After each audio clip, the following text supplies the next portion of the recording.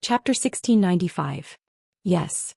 Xin Nantang and Xin Nantang hurriedly left. Only Mao Mu's group of 4 remained in the secret room. When there was no one else around, Mao Mu finally spoke. Wu Ben, do you hate me? No, this subordinate definitely does not have such intentions. Without Factory Master, Wu Ben would be a dead man by now. The grace of saving my life is equivalent to giving me a new lease of life. No matter what Factory Master wants this subordinate to do, this subordinate is willing to do it. Wu Ben hurriedly waved his hands as he explained. However, these words were not false. When he handed over his saber, it was merely an instinctive reaction. He did not intend to resist, nor did he intend to harm Mao Mu. Yes, this Duke understands your intentions. This Duke also knows that you want to become the commander of the embroidered uniform guard to prove yourself. Mao Mu said with a smile. When these words entered Wu Ben's ears, his eyes involuntarily widened. There is no need to look at this Duke like that. This Duke has been in the Imperial Palace for many years and is most proficient at observing others. If you truly had disloyalty, would you still be standing here now? Mao Mu's voice suddenly rose as he spoke, causing Wu Ben to sweat profusely. He was also rejoicing that he did not have any disloyalty. Otherwise, he would have become a corpse by now. Wu Ben's performance fell into Mao Mu's eyes. This made him even more certain that he did not use the wrong person. He continued, Wu Ben, you are not the same as Xin Nantang. He is extremely obedient. As long as it is an order from this Duke, regardless of whether it is right or wrong, he will do his best to carry it out. As for you, you have your own thoughts. Although you will do many things according to my orders, you will always ask yourself why. Is this Duke right? This subordinate knows his mistake. More cold sweat appeared on Wu Ben's forehead. However, Mao Mu did not care about this. Instead, he continued, it is because of your willingness to think that this Duke has decided to hand over the important matters to you. However, I do not know if you have the ability or the courage to do it well. This subordinate will listen to Factory Master's words and will not hesitate to go through water and tread on fire. In order to express his decision, Wu Ben knelt down on the ground as he spoke. Fine, since that's the case, I'll be frank with you. Sending you to the Capital Guard this time is not to send you away, but to give you a great opportunity. Whether or not you can seize the opportunity will depend on your ability. As for the mission, it's to replace Fan Zhong as the commander. What? Even though Wu Ben was somewhat prepared, he was still shocked by this sentence. Who was Fan Zhong? That was because he had followed Ying Zhong through the Tuma Castle incident and had been protecting him all the way until today. Could be said that he was the person Zhu Xian trusted the most. Otherwise, why would he be given such an important position as the commander of the Capital Guards? On the other hand, he was just a member of the embroidered uniform guard with a dishonorable background. Now he was actually being asked to replace him. Was this even possible? If these words were said by someone else, Wu Ben would have thought that the person was crazy. But since it was Mao Mu who said it, he wouldn't doubt it. He just didn't believe in his own ability. Wu Ben having such a reaction was completely within Mao Mu's expectations. What, do you have no confidence in yourself or in me? Your subordinate has no confidence in myself, Wu Ben said truthfully. No matter, with my support and a large sum of money to pave the way, there's nothing that can't be done.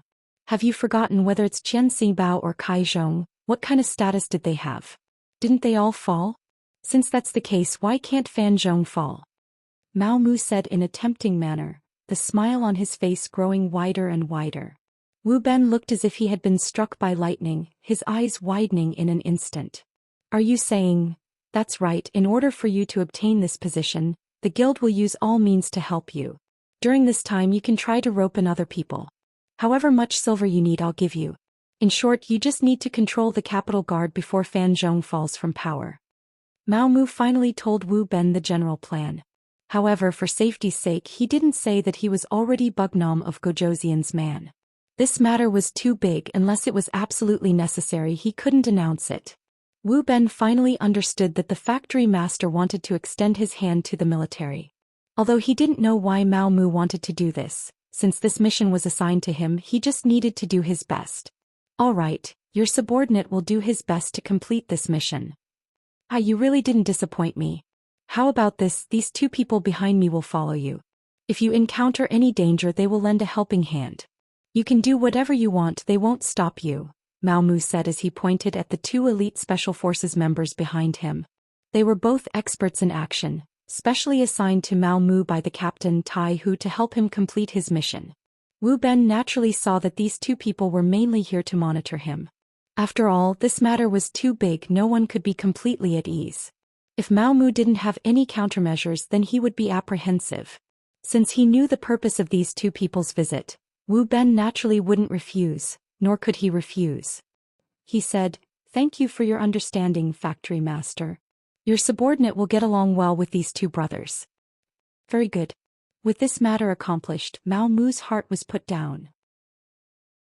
Interfering with the capital guard was one of the main tasks that Yang Chendong arranged for him. Previously he always felt that the time wasn't right. Now that the South Ming army had been defeated, some opportunities had appeared and he could grasp them tightly. The reason why he arranged for Wu Ben to enter the capital guard now was to make use of the time difference. This was because only when the front-line army was defeated would he arrange for people to enter the capital guard and not make Commander Fan Zhong feel disgusted. This was because there were too many people who surrendered at the front line. Even Guan Ying had surrendered to the 5-star army. The emperor must have arranged for the embroidered uniform guards to monitor him. That was why he accepted them and didn't think too much about it. Fan Zhong was a person who would never surrender, so he didn't feel disgusted or think too much about it. If it were anyone else, they definitely wouldn't agree to having a deputy by their side in the midst of a great battle. They might even take the opportunity to make a fuss. The matter was just as Mao Mu had thought. At this time, Wu Ben appeared in the capital guard and took up the post with an internal affairs report from the Imperial Horse Directorate. As expected, Fan Zhong's thoughts went astray. In the future, the emperor was worried that the army wouldn't be under his control, so he used a conventional method. Thus, not only did he accept Wu Ben's appointment as deputy commander, he didn't report this matter to the emperor.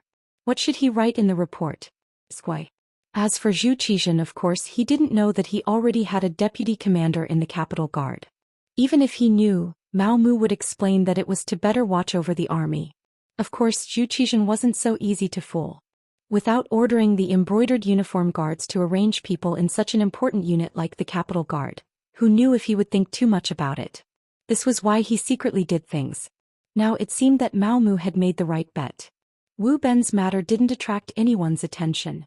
This played an important role in taking over the capital guard. Guangzhou Prefecture. Guan Ying and his group were sent back here. The first thing Yu Mian did was to visit the small courtyard where they were locked up. At this time, Guan Ying no longer had his previous high-spirited appearance. Instead, he looked dejected. Before the war, he still had aspirations. Although he knew that the 5-star army was very strong with the geographical advantage and numbers advantage, it wasn't certain that they would lose. But after the real battle, he realized that the 5-star army's strength was far beyond his expectations.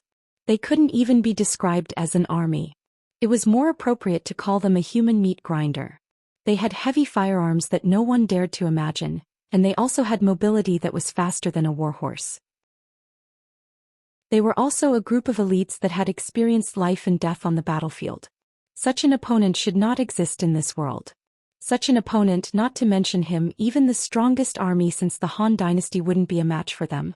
Losing to such a person wasn't shameful at all. That was why he gave the order for the entire army to surrender. Guan Ying was a talent that Kuang Yi valued. His military ability was very good and his commanding ability was also very strong. But knowing that they would lose, he couldn't make his brothers fight with their lives on the line. This was also why Yu Mian appeared before him. If not, with Yang Chendong's temper, Guan Ying would have been locked up and forced to do hard labor until he died. It was also because Guan Ying was able to see the big picture and knew how precious the lives of Han soldiers were that Yu Mian gave him a chance. Naturally, there was only one chance. If he couldn't grasp it, then he couldn't blame anyone else. When Yu Mian arrived, he immediately explained Yang Chendong's intentions to Guan Ying. "General Guan, it's true that you're a talent. In the Southern Ming army you're one of the best. But in the Xianxia army you're really nothing much. Bugnam of Gojoseon's subordinates are all generals who have experienced countless battles. We don't lack talents in this field. This time it's because you're able to see the big picture and didn't let the Han army suffer more losses that I'm giving you a chance to redeem yourself. You must understand." Yu Mian's meaning was very clear.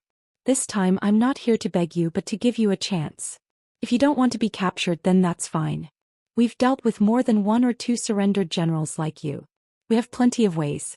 After hearing these words, Guan Ying was completely stunned. His face was filled with confusion. This was the first time he had seen or heard of such a method of persuading someone to surrender. With his temper he really wanted to throw Yu Mian out to show that he was a strong-willed person. Chapter 1696. Without waiting for Guan Ying to speak, Yu Mian continued. Right now I have something to report to General Guan. This time the Southern Ming Emperor already knows that you ordered the surrender of the army. Right now your family has been captured by the embroidered uniform guards and is in the prison of the discipline prison. They may die at any time or be exiled or banished to the army. However, our Bugnam of Gojosian is virtuous. Seeing that you saved so many Han soldiers, we have already arranged for people to protect your family. However, whether they are safe or not will depend on your performance. Guan Ying, who was about to get angry and express his dissatisfaction and even use this to express his loyalty to the Southern Ming Empire, immediately shut his mouth. Right now he was obviously hated by Ying Zong. He could imagine how the history books would record him under the emperor's instructions. Although he believed that he did things with a clear conscience, sometimes rumors could really kill people. Even if you were dead you would not be able to rest in peace. He had completely offended the Southern Ming Empire. If he offended Bugnam of Gojosian, then he would not be able to rest in peace even if he died. Right now he was worried about his family. If he wanted to say anything he would have to think carefully. With this thought Guan Ying's face became even uglier. From Yu Mian's words he heard another meaning. That was, the current Xianxia seemed to be able to extend his hand into the embroidered uniform guards. To exaggerate, he could even achieve the goal of controlling them. This was somewhat frightening. With the mistake he made, Ying Zong would definitely send the embroidered uniform guards to capture his family. However, under such circumstances, Bugnam of Gojosian still had the confidence to protect his family's lives. Didn't this mean that the embroidered uniform guards were no longer pure and were no longer the butcher's knife in Ying Zong's hand, where he could cut wherever he wanted? Considering that the Southern Ming Empire's capital was in an uproar about the arrest of officials, 4 out of 6 ministers were arrested, and many officials from various yamen were also arrested by the embroidered uniform guards. Previously he thought that it was because these people joined the observer group. Now it seemed that things were not so simple. Perhaps the embroidered uniform guards' actions were not only Ying Zong's idea, but also Bugnam of Gojosian's idea. Thinking about it, if those capable officials were all arrested, how could the Southern Ming dynasty not be in chaos? Even if they were newly promoted officials, would they be able to grasp the situation in such a short time? It turned out that Xianxia's strength had already infiltrated to such a degree. It was laughable that these generals still wanted to repel the 5-star army on the front lines. Even if the other party did not have such powerful firearms, the officials behind them were not competent enough to guarantee that they would not be able to deliver the goods. In the end they would still fail. Thinking of this, Guan Ying's mood was no longer as heavy. He seemed to have already seen the scene of the Southern Ming Empire being defeated. He was just an appetizer before the defeat. Guan Ying, who knew that the Southern Ming Empire would become a force to be reckoned with without them, put down the burden in his heart.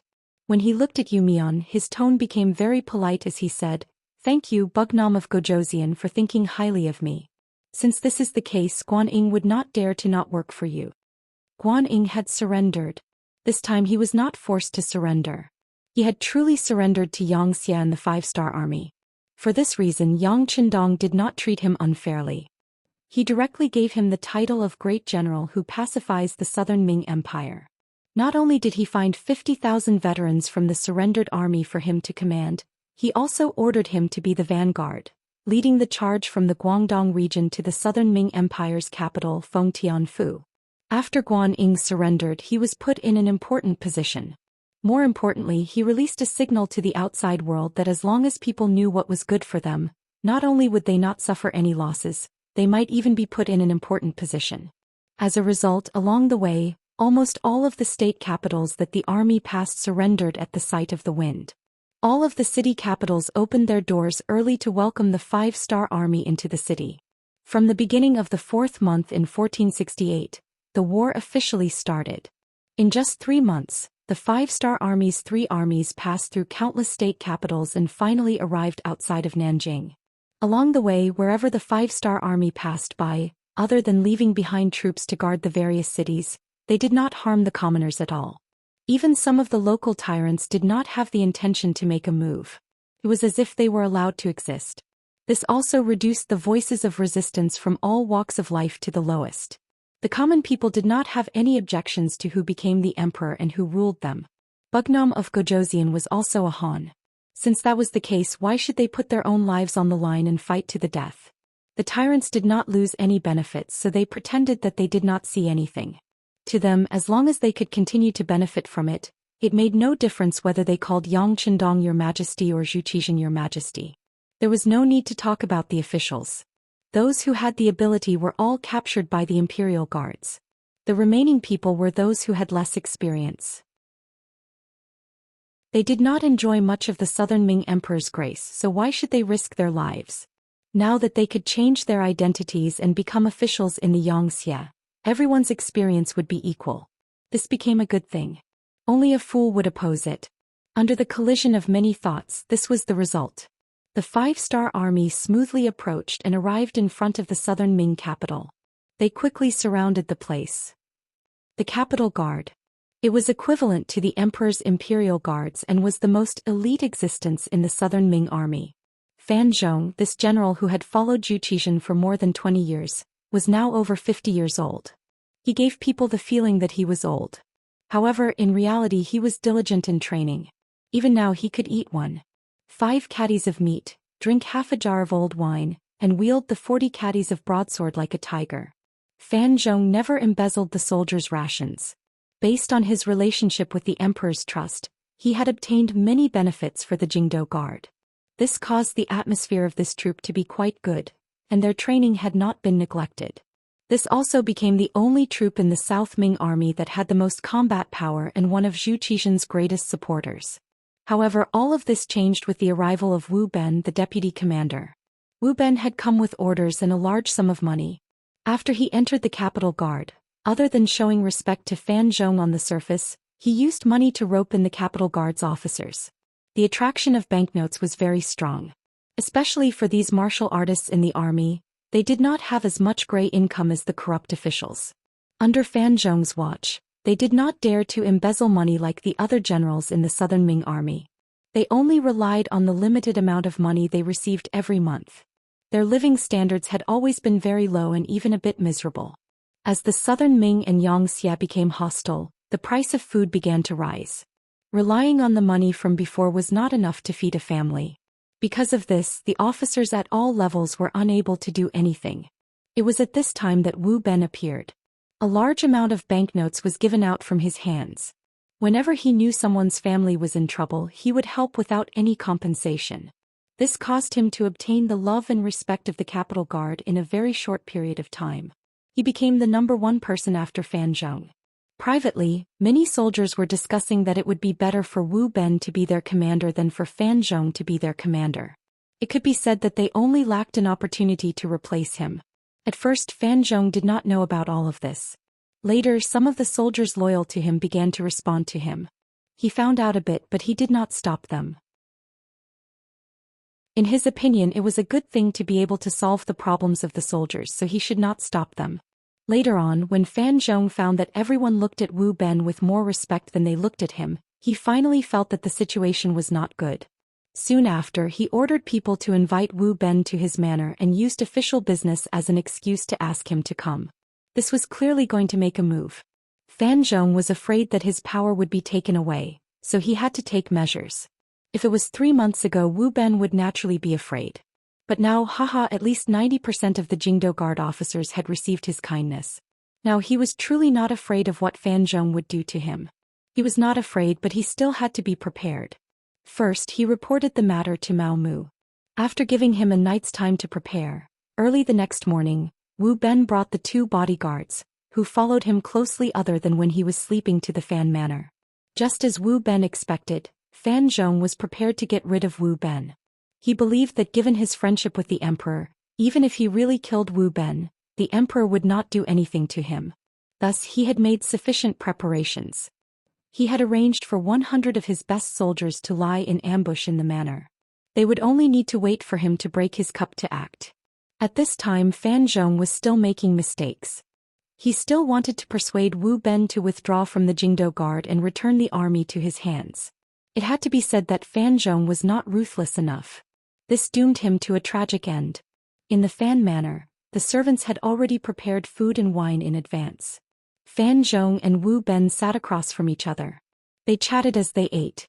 At the beginning it was Fan Zhong who spoke while Wu Ben listened. Most of the time he spoke in a gentle tone.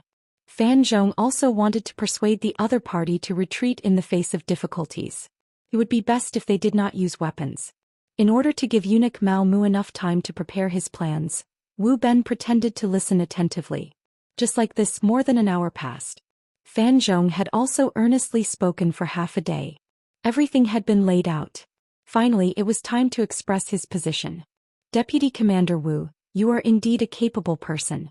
Perhaps you have also received the Emperor's trust. However, I still have to say that when I was serving the Emperor, you were probably not even born yet. If you really do expose some matters to the Emperor, I guarantee that the one who will suffer in the end will be you. So, this is a banknote worth 50,000 liang.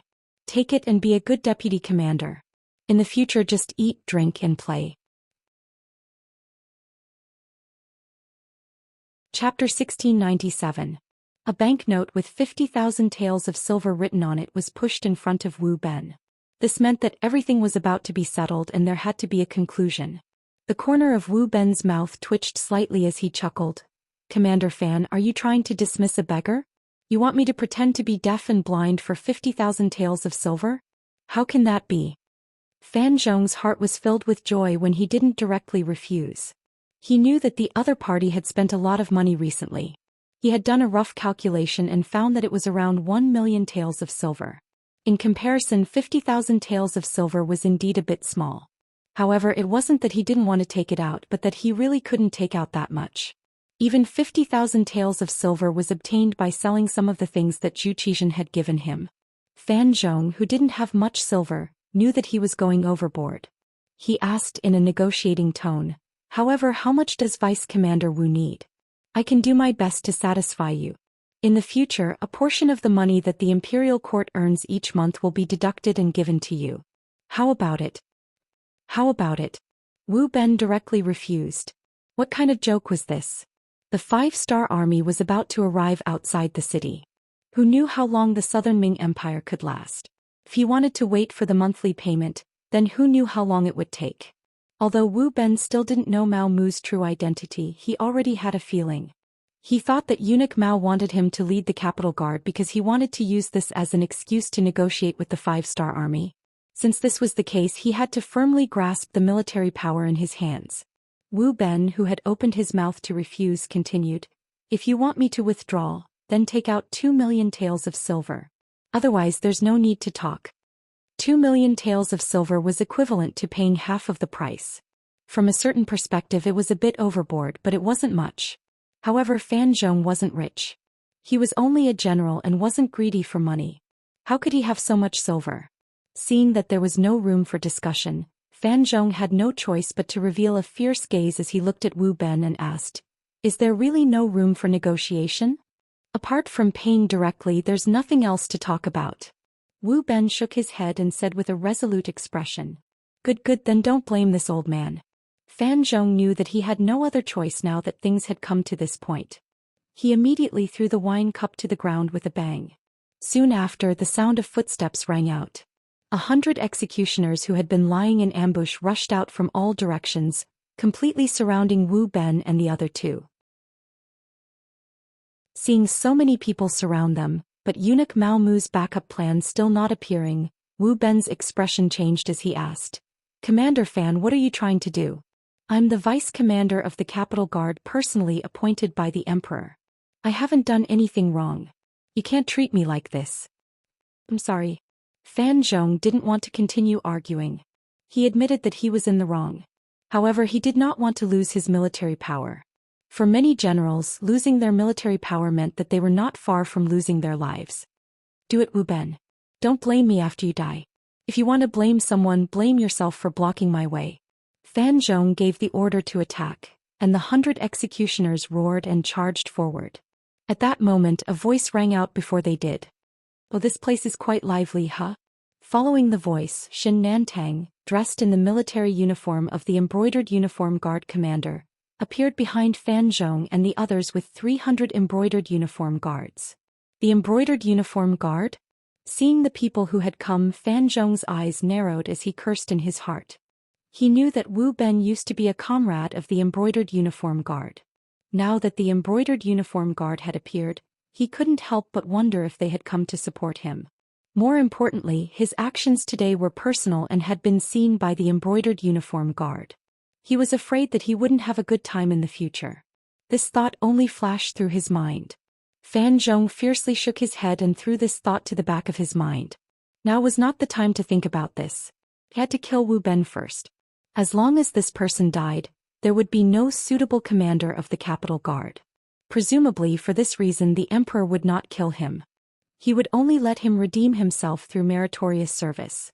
Therefore he only had to kill Wu Ben first to save himself. Thus, even though the embroidered uniform guard had appeared, Fan Zhong still had no intention of stopping. Instead he continued to shout. "What are you waiting for? Quickly kill him." Fan Zhong would stake everything on a single throw. This was something that Xianxia hadn't expected. Seeing that the executioners ignored him and continued to rush towards Wu Ben, he shouted angrily, "Little ones, Fan Zhong is rebelling. Let's attack together and destroy them." Xianxia was really anxious. This mission was given to him by Mao Mu last night. He had repeatedly urged him to protect Wu Ben's safety. In fact, he had arrived a long time ago. He hadn't shown himself because he was waiting for a suitable opportunity. He wanted to let Fan Zhong make the first move. This way, even if this matter was reported to the emperor, he wouldn't be afraid.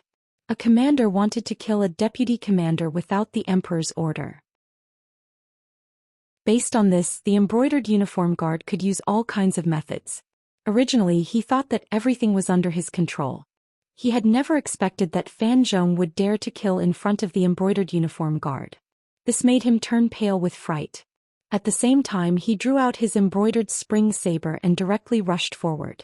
Wu Ben also didn't expect Fan Zhong to be so ruthless. Usually this old man looked honest and considerate. It seemed that one really couldn't judge a person by their appearance. At this time it was meaningless to talk about this.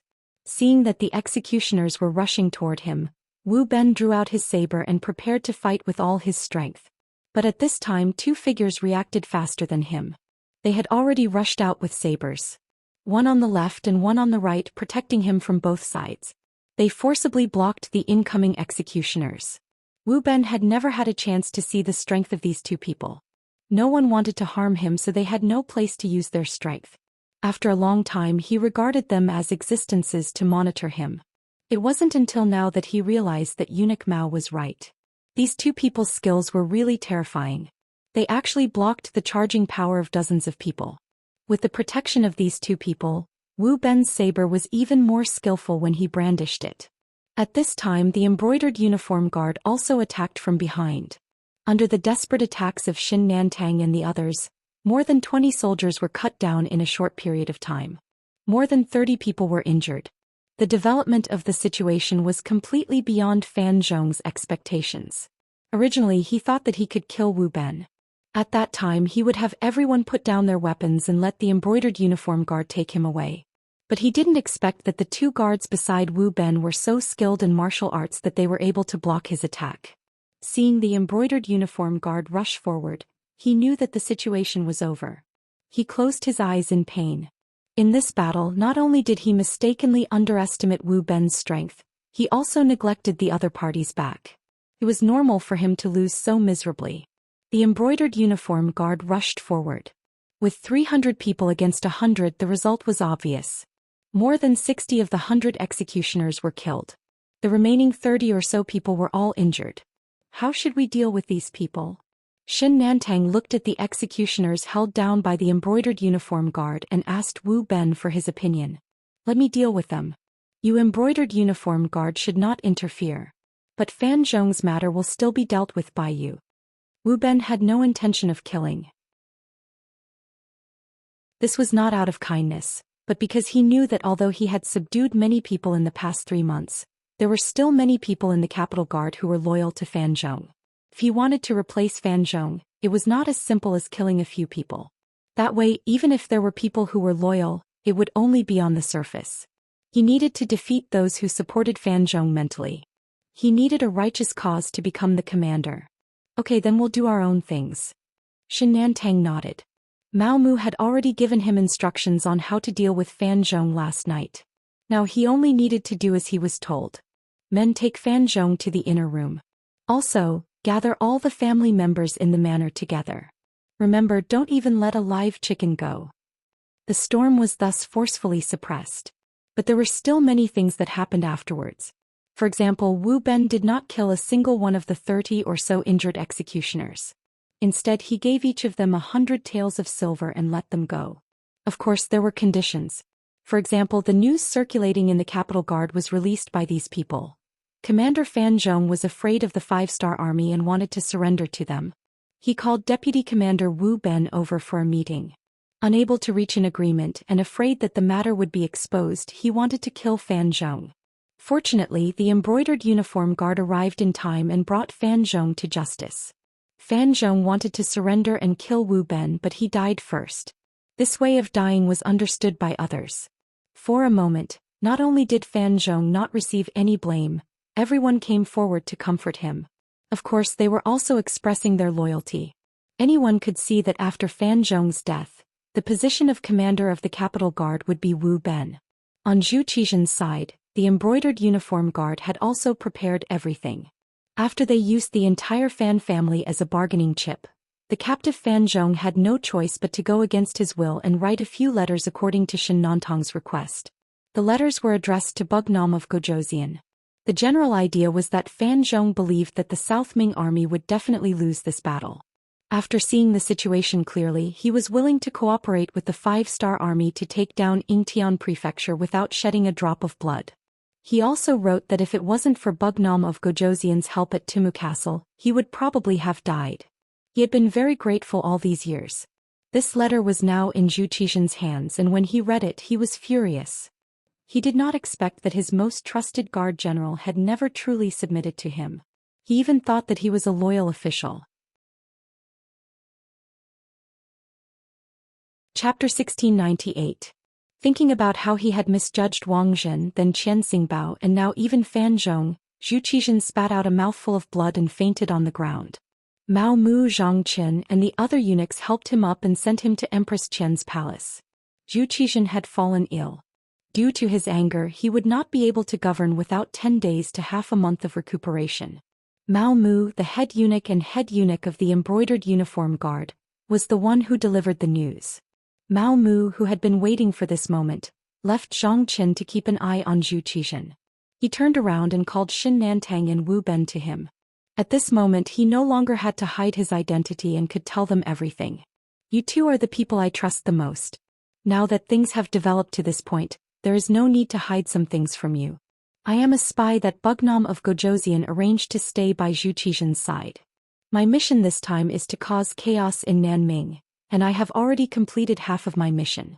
Now that the 5-star army is outside the city, they can enter the city at any time. I want to know your choice. After speaking, Mao Mu's gaze was fixed on Xianxia and Wu Ben's faces. Once he found that they had a trace of hesitation, he would kill them. There were members of the Langye Special Forces waiting outside the room. Now that things had developed to this point, there was no room for any accidents. Mao Mu's words were both unexpected and reasonable when they were heard by Xianxia and the other man. After all, they had participated in many things. They had some guesses about Mao Mu's actions. The only difference was that they thought that eunuch Mao Mu was looking for a way out in advance. Now that they knew that he had always been Bugnam of Zhou's men, there was nothing else to say. Of course they agreed. As long as one was not a fool, one could see that Nanming was about to be replaced by Xianxia.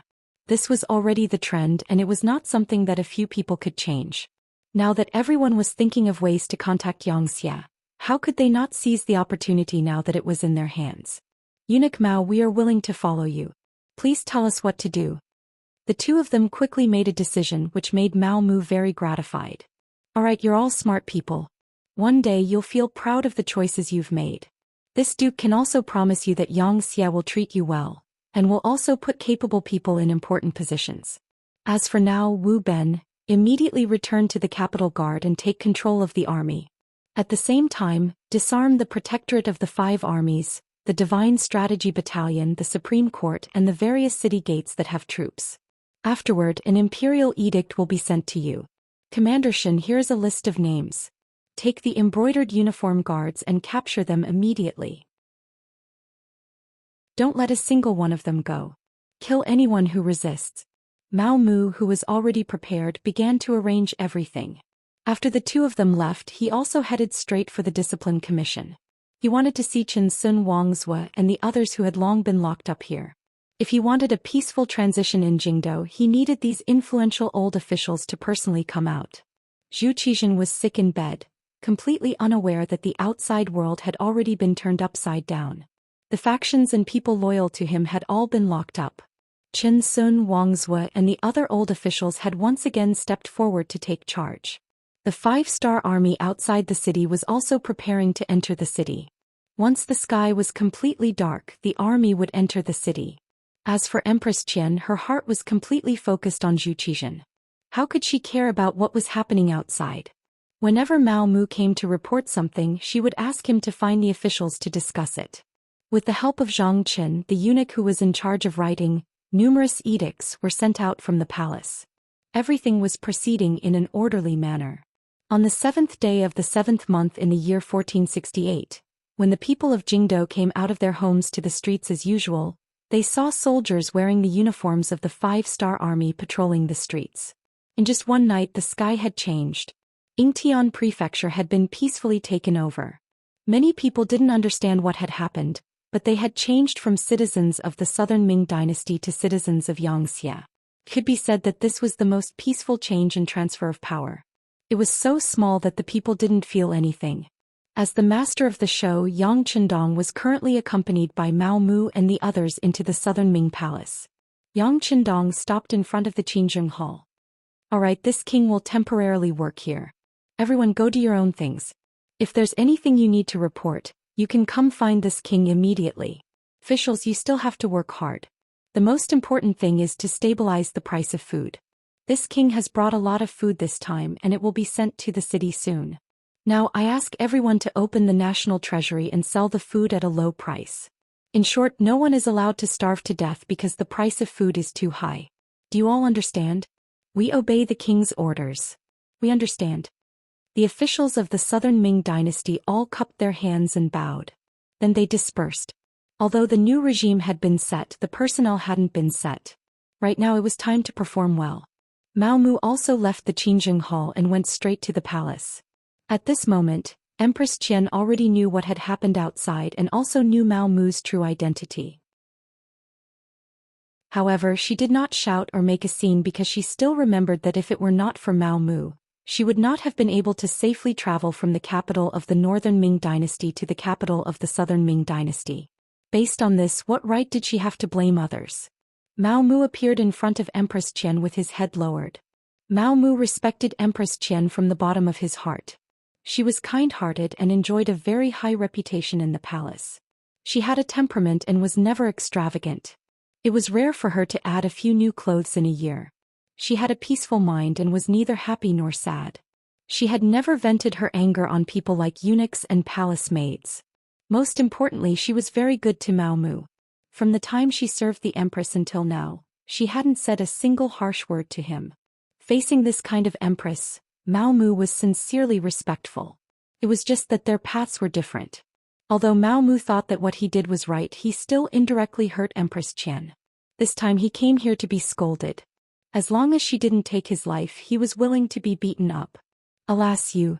Empress Qian sighed as if she had released all the depression in her heart. Well, it's useless to say more now. Now the emperor urgently needs to rest and doesn't want anyone to disturb him. Can you do that? Mao Mu didn't expect that Empress Qian still didn't want to scold him at this time. He was moved. Empress, this servant will definitely not let anyone disturb the emperor and you. The imperial doctor will also come 3 times a day to take your pulse. If the empress needs anything, you can tell the servant. He didn't even call himself a minister. Just from the way he addressed her, it could be seen that Mao Mu really treated himself as a servant in front of Empress Qian. Then I'll have to trouble you. Empress Qian nodded silently. Although she didn't know what kind of status Mao Mu had in front of Bugnam of Zhou Xian, she knew that Mao Mu must have put in some effort to do this. I don't dare. As long as it's Her Majesty's order, this servant will listen to it at any time. This servant will also do my best to satisfy your request. Mao Mu lowered her head. After saying this sincerely, she left. After thinking about it, he decided to talk to Yang Chendong. Even if it was for Empress Qian, he had to do his best. In Qingjing Hall, Yang Chendong was reading the telegram sent by Wang Shan.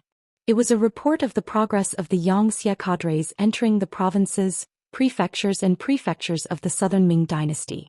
Since the master was changed, these officials naturally had to be changed. If they were really capable, they would be gathered together to learn and finally be distributed. If they were not capable, they would be given some money to send them away. At this moment, Yang Chendong couldn't be soft-hearted at all. Otherwise, some things would only be more troublesome to solve in the future. Young master, eunuch Mao Mu is outside the hall. Beta Persei walked into the hall and reported softly. Let him in. Yang Chendong nodded, then handed a telegram to Yang Bo, who was sitting next to him. Bo, take a look at this first. Father has a question for you later. As father. Yang Bo nodded respectfully. It was said that reading 10,000 books was not as good as traveling 10,000 miles. Along the way, Yang Bo followed his father Yang Chendong and saw a lot of things that were not recorded in books. He also learned a lot of knowledge that was not recorded in books. At this moment, he was like a sponge, constantly learning and accumulating his own energy. Mao Mu walked into the hall and knelt in front of Yang Chendong with a plop. Long live your majesty. Mao Mu, there's no need for such a big ceremony. Get up and talk. Yang Chendong straightened his body and then looked with interest at Mao Mu, who was slowly standing up in the middle of the hall. Yang Chendong didn't have a good impression of eunuchs, but he didn't hate them either. Because they were a very pitiful group. No matter the reason, it was a very sad thing to become neither male nor female. Often, even if they fought among themselves, it was just to survive or to live a better life. What was wrong with that?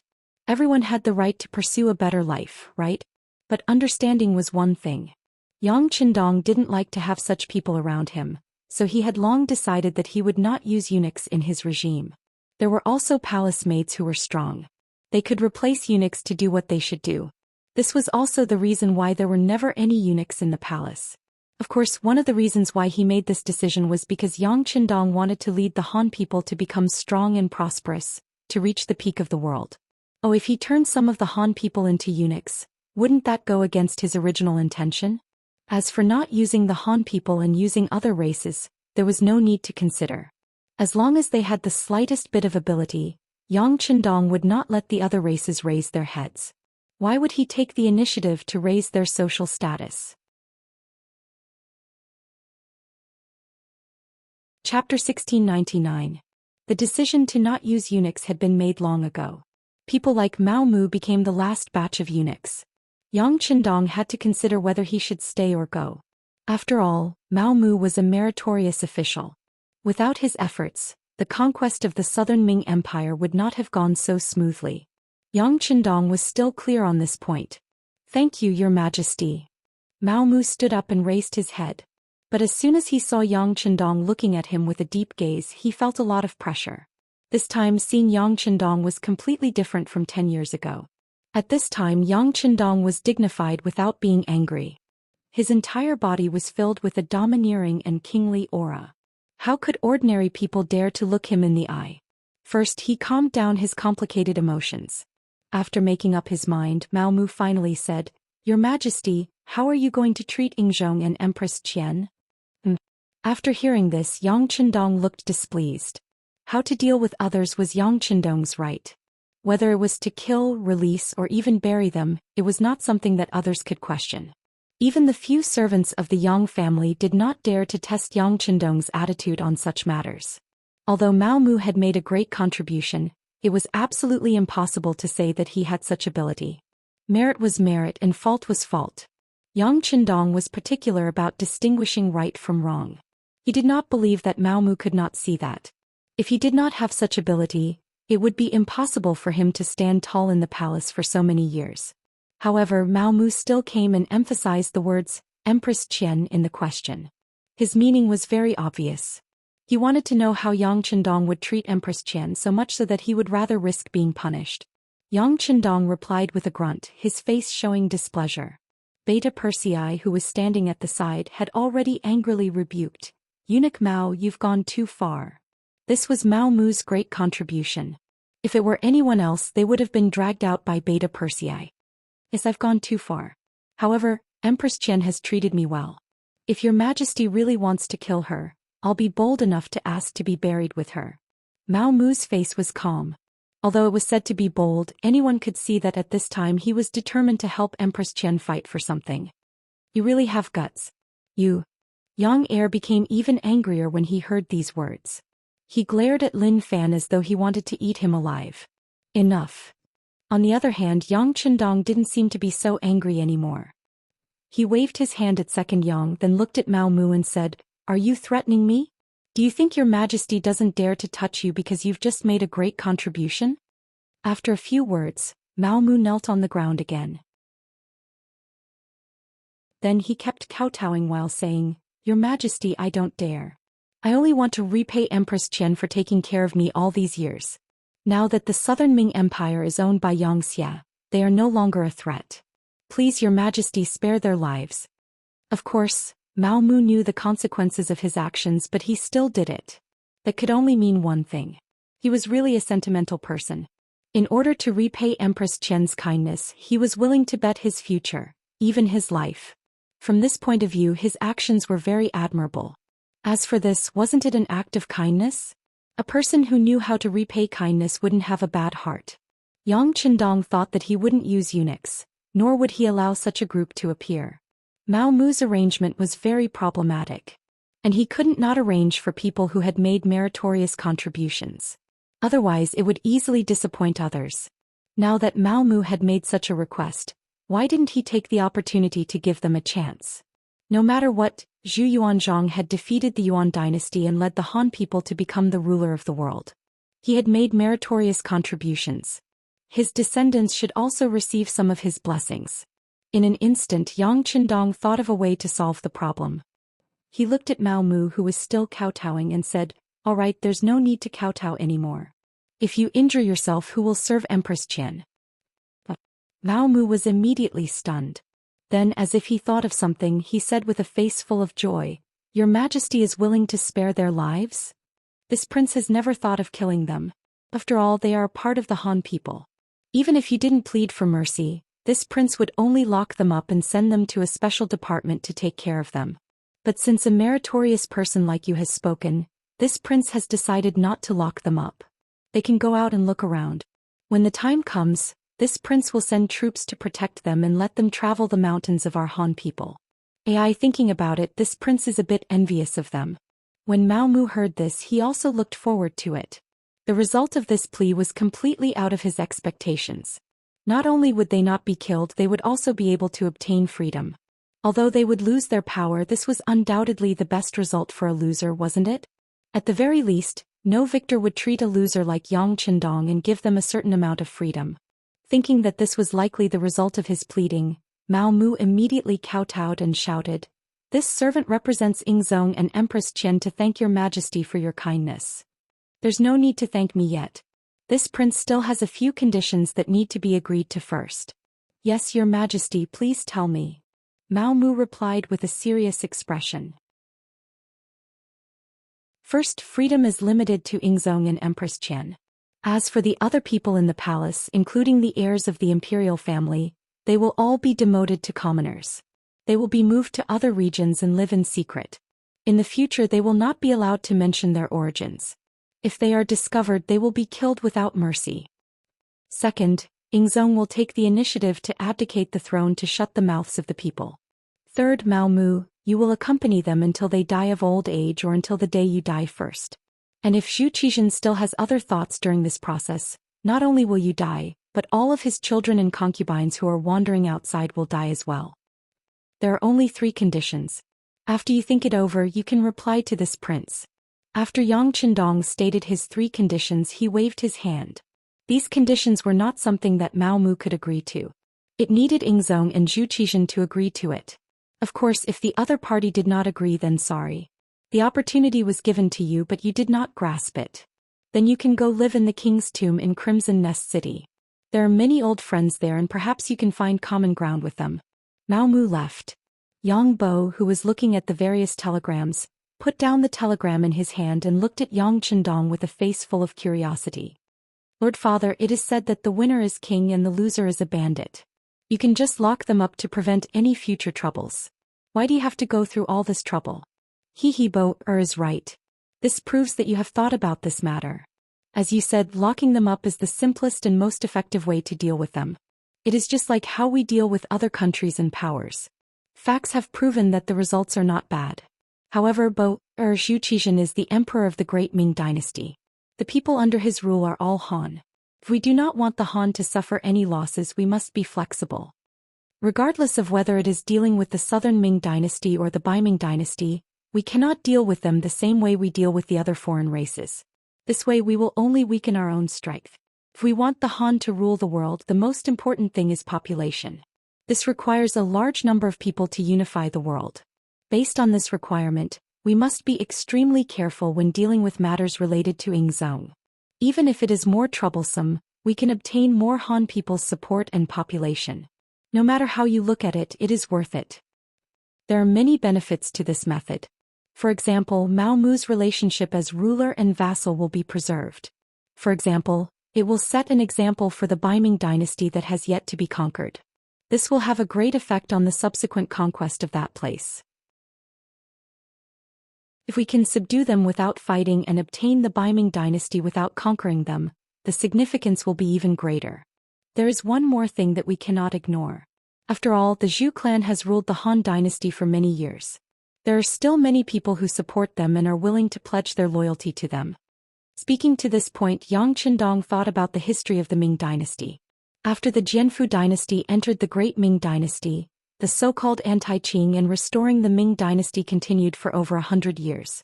If this matter was not resolved properly, the same thing might happen to him. He said with a more confident tone, resolving Yingzong's problem is the same as resolving a lot of problems in the future. This way we can focus more on development and construction instead of quelling the rebellion. No matter how you look at it, it will be worth it. Yang Chendong said so much in one breath. Yang Bo listened to everything before he finished. However, he still nodded. All right, father. Bo, will remember your words. I will slowly think about it when I return. If there is something that I can't figure out, I will ask father. All right, Bo, can ask father if there is anything that you don't understand. Yang Chendong patted Yang Bo's head with satisfaction. He hoped that his son would grow up quickly so that he could retire earlier. To be honest, he also wanted to be like Yingzong and walk around. He did not want to be locked up in the palace and deal with all kinds of things. That kind of life was too monotonous. Ming Dynasty Imperial Palace. The capital of the Southern Ming Dynasty had been taken down by Yang Chendong without shedding a drop of blood. After hearing the news, the Daizong Zhu Qiu spat out a mouthful of blood. Following that, he fell into a coma. However, this caused the imperial physicians and ministers in the palace to be extremely busy. Zhu Qiu's health had not been good for nearly a year. He would spit out blood from time to time, causing people to worry. If not for the fact that there were many good things in the palace that could prolong his life, he would have died long ago.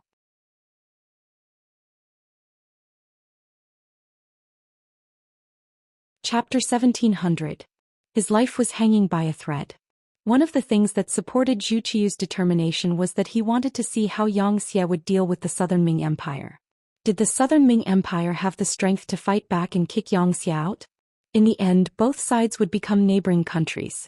The descendants of the Zhou family would then be able to protect the Great Ming Empire. When a person had hope in their heart, their life would become more tenacious. After waiting for a long time, the news finally came. The result was unexpected. Xianxia easily took over the entire Southern Ming Empire, and the Great Ming Empire lost half of its territory. This was the worst result that Zhu Qiu could not hold on anymore. He spat out blood and fell ill. Whether it was Zhu Qiu or Zhu Xian, they were both qualified emperors. They were better than many of the Zhou family emperors in history. They were diligent, loved the people, and were willing to set an example. They were not extravagant and wasteful. They only hoped that the country would become stronger in their hands. It was a pity that they met Yang Qindong, a monster, who left them in the dust in terms of spirit, thinking, and action. They were destined to have a tragic ending. It was already a very amazing thing to be able to hold on until now. Zhu Qiu fell ill again. The persistence and hope in his heart slowly diminished. If the southern Ming Empire was still ruled by Zhu Qian, perhaps one day, Bai Ming would still have the hope of unifying the country and restoring the great Ming Empire's glory. But now the southern Ming Empire had become part of Xianxia. It was unrealistic to think about unifying the great Ming Empire. When the hope in his heart was completely destroyed, Zhu Qiu entered the end of his life. With Zhu Qiu's illness, the power of the southern Ming Empire fell to the crown prince, Zhu Jianshan. At this time, Zhu Jianshan was already 20 years old. He had been the crown prince for a long time, but these years were not easy at all. Every day he had to face a large amount of knowledge and study, which made him very tired. Yang Qindong's appearance changed a lot of history. Zhu Jianshan, a child who should have died at the age of 7, miraculously lived to adulthood. Perhaps there were no records of him in history, or perhaps he was not a talented emperor at all. Since the age of 12 he had already begun to resist imperial power. Deep in his heart he wished to be a free child who could act like a spoiled child in his parents' arms. He wanted to be like other children who could run wild outside and enjoy the happiness of a child's childhood.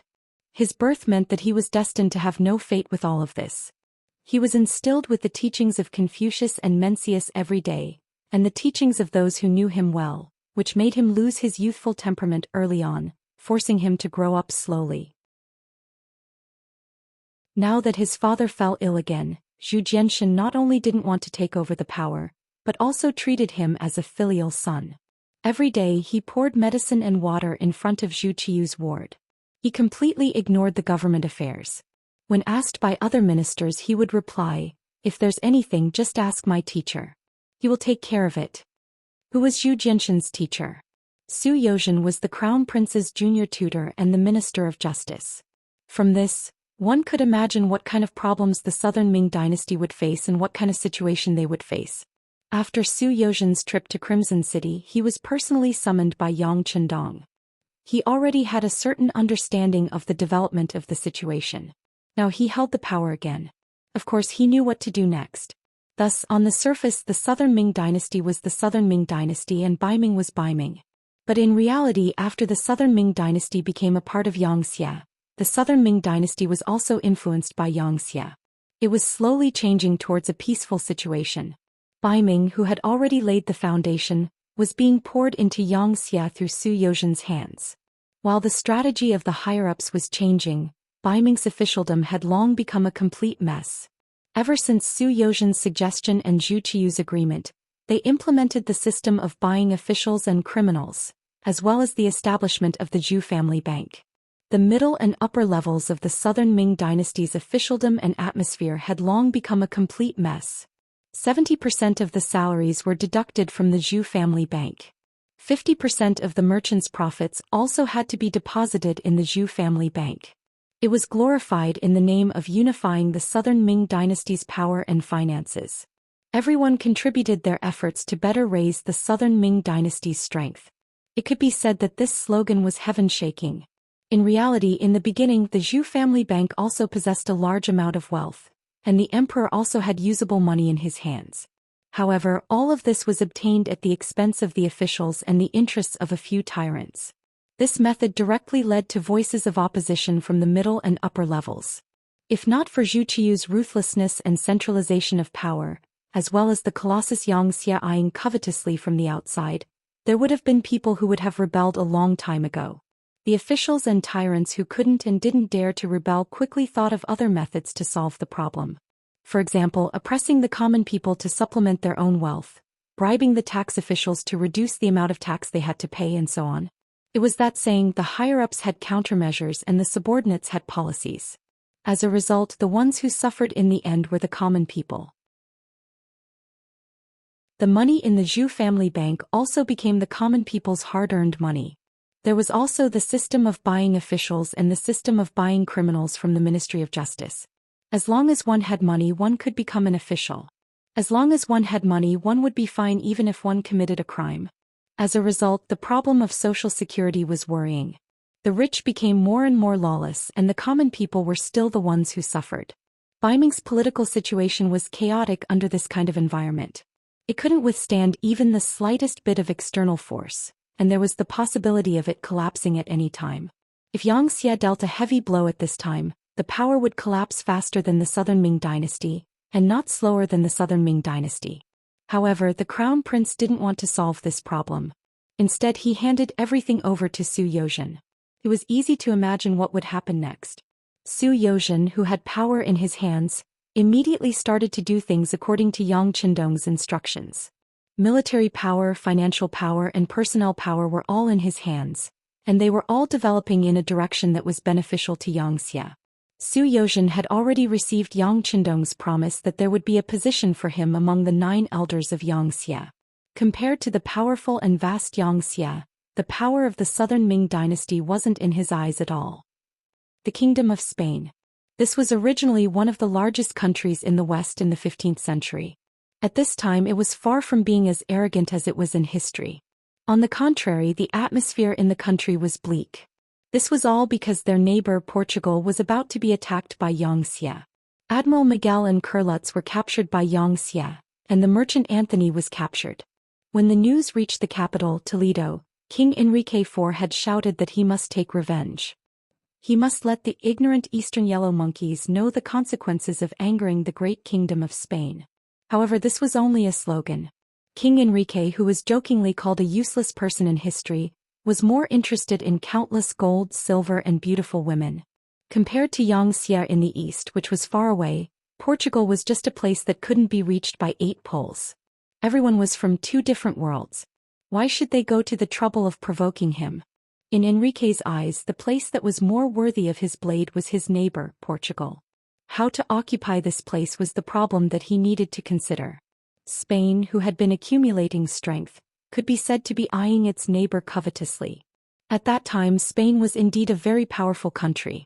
Especially after the merchant Garcia obtained information about railcars from Xianxia, they took a big step forward in their industrial development. With a strong industrial base, it was more conducive to increasing the strength of their country, thus establishing the fact that they were a big country in the West. It was also a preparation for dominating Europe in the future. It was also at this time that news came from the navy. Xianxia's navy had already passed through the Cape of Sea, and their target was Lisbon, Portugal's seaside port. According to the navy's reconnaissance, the 500 warships of Xianxia's navy were less than 5 miles away from Lisbon. Over the years, Xianxia had never stopped the construction of the navy, and he was also willing to spend money. After the destruction of the Golden Horde and the Ross Duchy, a large amount of gold and silver was plundered, and most of it was invested in the construction of the navy. According to incomplete statistics, in less than 3 years from 1463 to 1465 AD, Xianxia had invested more than 500 million taels of silver into the navy, and most of it was plundered by the army. As the saying goes, 10 years of an army, 100 years of a navy. With Xianxia's large financial investment and Yang Qindong's large amount of information that was beyond this era, the intelligence and wisdom of the Han people came into play. A large number of warships were built in the docks, and the first batch of 500 warships was only the first batch. Behind them there was an even larger fleet of warships, and there were also some newly built super-large warships, which were also called Class 7 warships by Xianxia. The 500-plus Xianxia's warships approached, and the densely packed fleet of warships rushed over, frightening the Kingdom of Portugal, which was near the sea. Although they had once thought of themselves as one of the overlords of the sea, their territory was still too small, and the number of warships in the country was only about 1,000. Moreover, most of them could not even be called warships as they were small in size and displacement, and many of them did not even have the most basic cannons on them. After learning that almost every warship of Xianxia's navy was equipped with more than 10 cannons, the Kingdom of Portugal was terrified, and they quickly asked for help from their neighbor, Spain. Although they had long seen the ambitions of their neighbor, now was not the time to be calculative. Enrique IV was naturally happy with the Kingdom of Portugal's submission. He knew that this was a very good opportunity to enter the Kingdom of Portugal. However, he also knew that if he wanted to annex this country, which he had been eyeing for a long time, the first thing he had to do was to drive Xianxia's navy out. Only by restoring peace to Europe could he do what he wanted to do.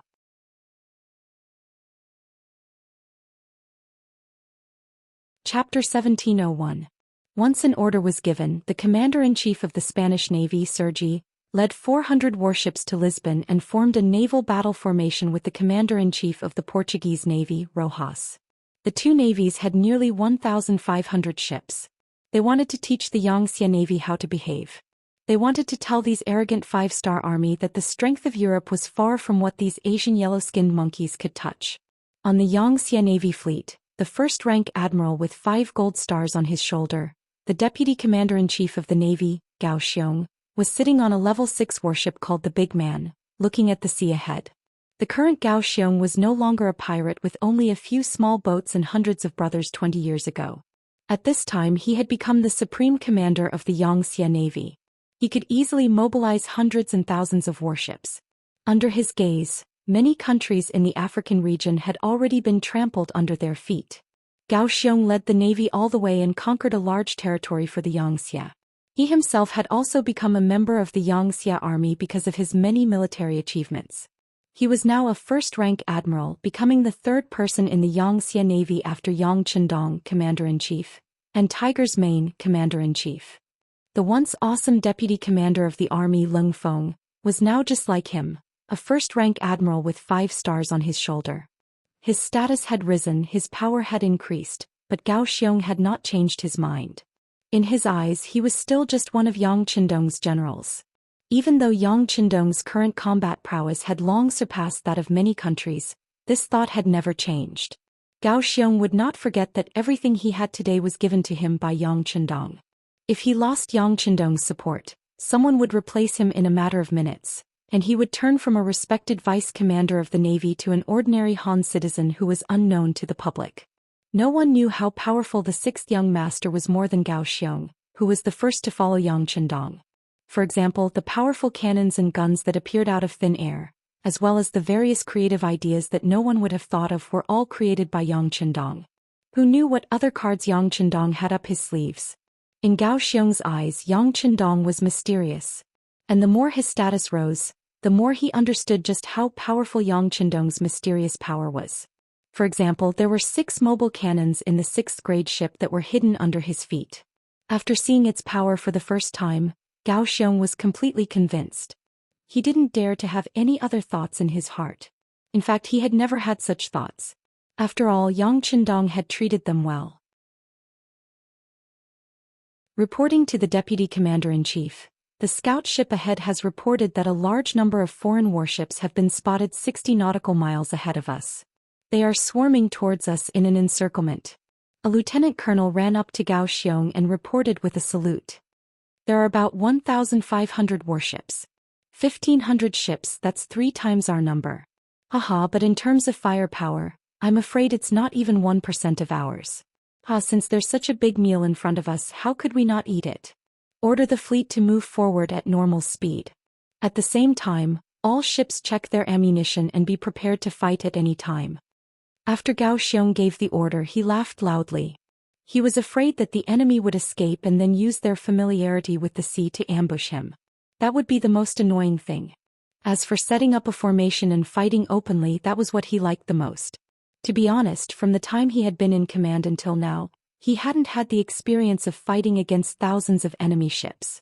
Now that he had the opportunity, of course he was happy because it meant that it was time for him to make a great contribution. The order was given through the radio, and the other ships maintained their normal formation and continued to move forward. However, in the ships that couldn't be seen, the soldiers were checking their ammunition. At the same time, the hidden cannons were revealed one by one, like a monster with its mouth wide open, waiting to devour any enemy or opponent that dared to resist. If this scene was seen by the Portuguese Navy's scouts, they would definitely be shocked. Xianxia's ships didn't only have 10 cannons, but each ship had close to 100 cannons. Even the level 3 transport ships had 50 to 60 cannons protruding from them. All Xianxia's ships were equipped with 150mm caliber cannons. As long as they were fixed, they didn't need to be pulled, transported, or moved like the army. This made the caliber of the cannons much more powerful, and their attack range was up to 30 kilometers. Compared to the Xianxia's ships, most of the ships were equipped with swords, spears, crossbows, arrows, and other cold weapons. There were also hooks, spears, axes, hooks, and other weapons that were specially used in naval battles. Only the Portuguese and Spanish navies, which had a few dozen small-caliber cannons on their larger ships, were worth mentioning. The small-caliber cannons had a short attack range, and some of them could only hit a range of 3 to 5 kilometers. Moreover, there were also many solid shells. This kind of firepower was really not something that the Xianxia soldiers would consider. Good weapons didn't necessarily mean that they would win the final battle. However, good weapons would definitely increase their chances of winning. Not to mention the Xianxia soldiers were all specially trained elites. They had participated in countless naval battles along the way.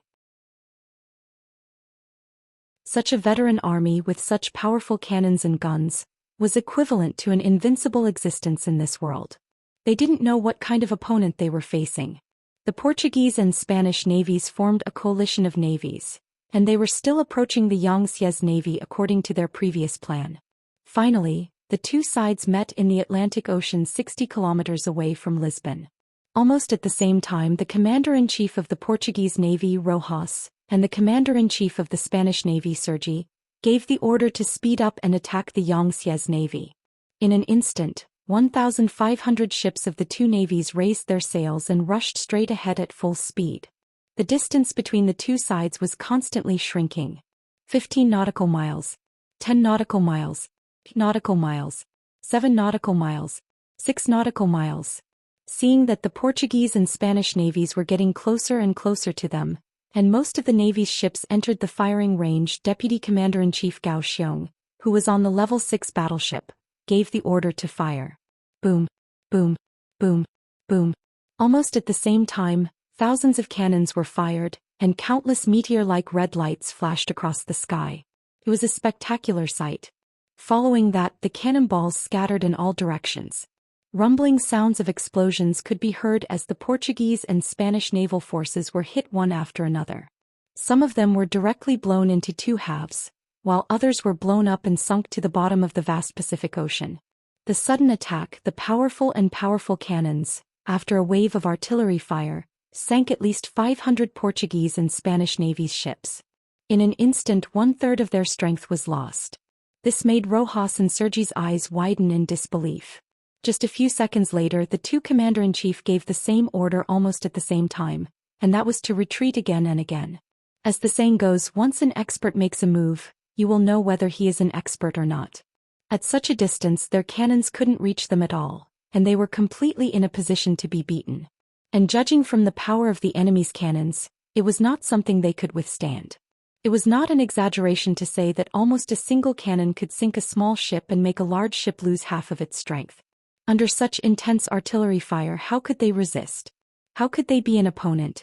Unlike the Xianxia Navy, who can send orders by telegraph, they still rely on primitive semaphore to send orders. It is destined that in the chaotic battlefield, orders can't be transmitted and sent in time. Therefore, under the waves of artillery fire, except for a few Portuguese and Spanish navies that saw the new order to retreat, most of the other navies did not retreat. Instead, they crossed the sea and became the target of the Xianxia Navy's cannons. In less than half an hour, this large-scale naval battle between 2,000 warships was over. The Portuguese and Spanish navies fled at the cost of more than 1,200 navies. In the end, less than 300 navies sailed quickly to the port of Lisbon. The panicked Portuguese and Spanish navies had already lost their will to fight. They only wanted to escape to land and rely on their various facilities and trenches to resist the Xianxia Navy's attack. However, it was too late to escape at this time. The Xianxia Navy had already used the principle of steam, and its speed was not something the Portuguese and Spanish navies could compare to. Vice Commander-in-Chief Zhou Xian put down his binoculars and gave an order. Order: leave 200 navies to clean up the battlefield and rescue the enemy who fell into the water. The sixth young master said that now that the Southern Ming Empire has become part of the Xianxia Navy, they will need a lot of manpower to build railways and roads there. Let these people work for a while. While saying these words, Zhou Xian seemed to see the scene of these captives working in the Southern Ming Empire, and saw the moment when the sixth young master showed him. Gao Xiong's smile disappeared in a flash, and his expression became calm again. He continued, "Order the other 300 navies to follow the Portuguese and Spanish navies and head to the port of Lisbon. Tell the people below to not fire carelessly. Now is not the time to destroy them. These 300 navies still have their final value."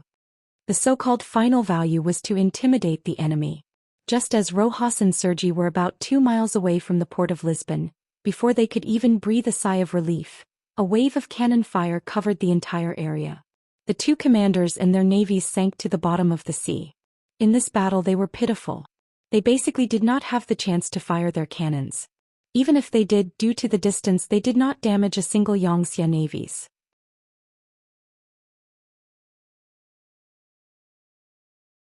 Chapter 1702. This battle could be said to be a cowardly one. The disparity in strength meant that the Portuguese and Spanish navies were doomed to complete defeat. On the port of Lisbon, the 5,000 Portuguese soldiers saw the scene of the two navies being completely destroyed. While everyone was shocked, the news was quickly conveyed to the rear. Then the shocked kings of Portugal and Spain quickly issued an order to send land infantry to the port of Lisbon. Since they were no match for the enemy at sea, they had to defend the land. As long as they did not let the enemy land, the safety of the two countries would be guaranteed. Although they lost the joint fleet, the two kings did not feel that there was any danger. They even mocked Xianxia for only knowing how to show off at sea. If they directly went ashore after destroying the joint fleet, how could the 5,000 soldiers stop them? By now, Xianxia should have already reached the land, and the flames of war should be everywhere in Portugal. Now they were prepared. Almost all of the Portuguese army was mobilized, sending out 300,000 soldiers, and the Spanish army also sent out 200,000 soldiers. Together they had 500,000 soldiers. How could they give the enemy a chance to go ashore? As long as the Xianxia navy could not go ashore, how long could they last at sea? In the end, the enemy would definitely withdraw. In this way, their defense would be successful. With this failure, the Xianxia navy would not casually attack them in the future. The two kings were still mocking the Xianxia navy for not having the ability to go ashore and not knowing how to seize the opportunity. However, they did not know that all of this was intentional by Gao Xiong. Of course, he could directly go ashore after destroying the Portuguese and Spanish navies.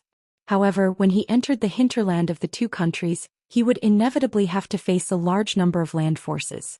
At that time, without the help of warships and cannons, it would be difficult to fight. How to severely damage or even destroy the land forces of the two countries was what Gao Xiong needed to consider. Therefore, he did not take the opportunity to go ashore. He wanted to give the other side time to mobilize their troops. In this way, a month passed. The other side prepared 500,000 soldiers on the shore of Lisbon, waiting for him to harvest. This also proved that Gao Xiong's decision was correct. Pass down the order. Everyone have a good night's rest. Tomorrow morning, bombard Lisbon and prepare for the landing. When Gao Xiong saw that the other party was no longer recruiting, he knew that this should be all the strength they could muster in a short period of time. Even so, he didn't need to wait any longer. After all, the sixth young master was still waiting for his good news. The Xianxia navy had already ordered an all-out attack the next morning. Neither the Portuguese nor the Spanish army knew about this. The situation on the battlefield had determined that they would only be able to defend. They could only wait for Xianxia to join the battle or for her to leave. Maybe it was because the Xianxia navy didn't do anything in the past month. They didn't even bombard the shore with their cannons. This caused the armies of the two countries to have the misconception that Xianxi's navy had a limited number of artillery shells and soldiers. They no longer had the ability to attack the land. The reason why they did not leave immediately was probably because they were in a dilemma. They had completely underestimated the Xianxia navy's two armies and were not prepared at all. They gathered on the shore in twos and threes, chatting and talking about women. They had the attitude of a victor. The next morning the weather was good and the sky was clear. In the distance, the Portuguese and Spanish armies were also preparing to eat breakfast. When they were about to start a fire, the Xianxia navy moved. Under the bombardment of thousands of cannons, the two navies were caught off guard. Many soldiers didn't stay in the trenches. Of course, even if they stayed in the trenches, they didn't know the caliber of the Xianxia navy's cannons. The trenches were still too shallow to withstand the attack of the 150mm caliber cannons. When the cannons fell on the battlefield, they quickly plowed the land. The whole land was turned over, and the so-called Portuguese and Spanish allied forces were turned into bloody corpses and buried there. Such a powerful cannon fire was the first time in their lives. A total of 500,000 soldiers suffered a baptism of cannons. Just the first wave of attack caused more than 100,000 casualties. Many of them were directly killed by the explosion and some were killed by the powerful cannons. They never knew that cannons could be so powerful. The soldiers of the Double-Fang coalition army just lay on the ground out of fear. They didn't know how powerful the remaining power of the 150mm caliber cannonballs was. Each of them was shaken to the point that their internal organs ruptured and they died. There were also many soldiers who were far away, but because of the power of the cannons, they were injured by the shrapnel. They fell to the ground and cried out in pain. Prepare for the second wave of cannons, fire. Putting down the binoculars in his hand, Gao Xiong's face was full of smiles. Then he shouted again and the deafening sound of cannons rang out again, extending towards the Allied forces. The soldiers who were lucky enough not to be hit by the cannons before were already stunned by the scene in front of them. They were still standing there with their eyes wide open, sighing at the powerful firepower of the Xianxia navy. Above their heads there was a wave of red light. Not good, this is a cannonball attack, run. An officer of the Portuguese army shouted in fright. It's just that his voice was already replaced by the rumbling of the cannons. Apart from himself, no one could hear him. Even if they could hear him under the bombardment of thousands of cannons, where was a safe place? After the cannons spread out, they once again gave the Allied forces a thunderous blow. More than 100,000 soldiers were killed. Broken limbs were everywhere and countless were injured. After 2 rounds of cannons, the cannons finally stopped. The current Allied forces were already in shambles. Apart from the casualties, there were less than 100,000 soldiers left. They were scattered all over the place. If they were to use cannons to attack, it would be like using cannons to kill mosquitoes. It would be a waste. At this time the Marines could be used and they could directly go ashore. At this moment the 5-star Army's King of the Land finally made his appearance. 6 ZD-99 main battle tanks jumped out from the deck of the level 6 battleship Gao Xiong was on. They passed through the temporary iron bridge built by the engineers and smoothly arrived at the port of Lisbon, Portugal. Behind the rumbling King of the Land, there were tens of thousands of soldiers from the cold front. They all carried the same Type 95 and charged towards the shore in large strides. The cannons rumbled and the gunshots burst out. The soldiers who weren't covered by the cannons became live targets. When the Allied soldiers were still holding onto spears, sabers and spears, they surged forward. Lines of fire appeared several hundred meters away, turning into huge meat grinders. When tens of thousands of soldiers were bombarded and shot to death, the fighting spirit of the remaining soldiers of the Double-Teeth Alliance finally collapsed. There was only one thought in their minds, and that was to escape. Run as far away as possible from these murderous demons. It was just like the scene when the 8-Nation Alliance set foot on China many years later. At this time the 5-star Army's navy came ashore with unparalleled might, and the Tufang Alliance was completely defeated. Tens of thousands of Marines under the leadership of the 6 tanks smoothly captured Lisbon, and then chased the deserters of the Tufang Alliance into the hinterland of the Kingdom of Portugal. The advantage of firearms and years of hard training finally paid off.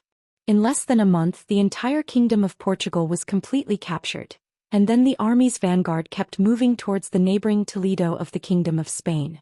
In the world not only did China have traitors, but in the face of the powerful offensive of the 5-star Army, there were also many Portuguese and Western traitors. In order to survive, they took the initiative to become the guides of the Xianxia army. They helped to occupy the land of the 2 countries and helped to plunder the wealth of the 2 countries. In just 3 months, the bright red flag of the 5-star Army was planted all over the borders of Portugal and Spain. It was worth mentioning that when Gao Xiong led the army to attack Toledo, he also found a railcar construction factory here. This was all bought by the merchant Garcia at a high price from Resin City. He originally wanted to use this to start an industrial revolution in Spain. And now all of this fell back into the hands of the 5-star Army. As Yang Qindong expected, it was all for the development of Xianxia. The occupation of Portugal and Spain was just a microcosm of the Xianxia Navy's conquest of the West. Things like this were happening all the time. One after another, Western countries were destroyed, and one after another, vast lands became a part of the Yang family. And this kind of war would continue until one day, Xianxia's 5-star flag was planted in every corner of the Western world. Baiming capital. Zhu Xian the Daizong finally passed away due to illness. In 1469 AD, his son Zhou Xian succeeded the throne and was given the title of Hezong. It was a symbol of peace. It was just a title and it could not change everything. Baiming's strength was rapidly weakening. If not for the fact that Xianxia was still consolidating the fruits of his victory over the Southern Ming Empire, Baiming would have followed in the footsteps of the Southern Ming Empire. Obviously, Yang Qindong did not have any intention to attack Baiming. In the 3 battles that he had fought against the Southern Ming Empire, more than 10,000 Han soldiers had died. It was enough. Now that he was going to deal with Baiming, Yang Qindong hoped to take over everything in a more peaceful way. He believed that he could do this. Zhu Xian succeeded the throne. Although he did not like power and he did not even want to be the emperor, he was still in power. However, he was still in power and had just ascended to the throne, so he still wanted to do everything he could to turn the tide with his own strength. One of the things he did was to take back some of the power of his teacher Su Yozhen and personally handle the affairs of the country. Although Zhu Xian did not show any ambition for power or political methods when he was the crown prince, no one could underestimate an emperor. However, no one could underestimate the power of an emperor. The day Su Yozhen really took over the throne, when the Northern Ming's genie guards and Eastern faction guards were completely under her control, Zhu Xian saw the drawbacks in some of Su Yozhen's actions. He really couldn't understand how his late parents could pass such an obvious act of cheating the country by using money to buy officials and crimes. After taking away Su Yozhen's power and confining her at home, the young and energetic Zhu Xian began a 2-year-long journey of reform. Regarding this, Yang Qindong had been watching from the sidelines. He also wanted to see what this young emperor who had never appeared in history would do. Would he really be able to change the entire Northern Ming dynasty into a brand new state? Clearly, Yang Qindong was going to be disappointed. Zhu Xian, who only wanted to rely on his own strength, was still too young. He did not understand the way of the emperor. Although many of his ideas were good and he had used a few ambitious young officials, the road of reform was not so easy to walk. When it came to the interests of the conservative factions, even the emperor would be defeated and forced to leave Maiqing.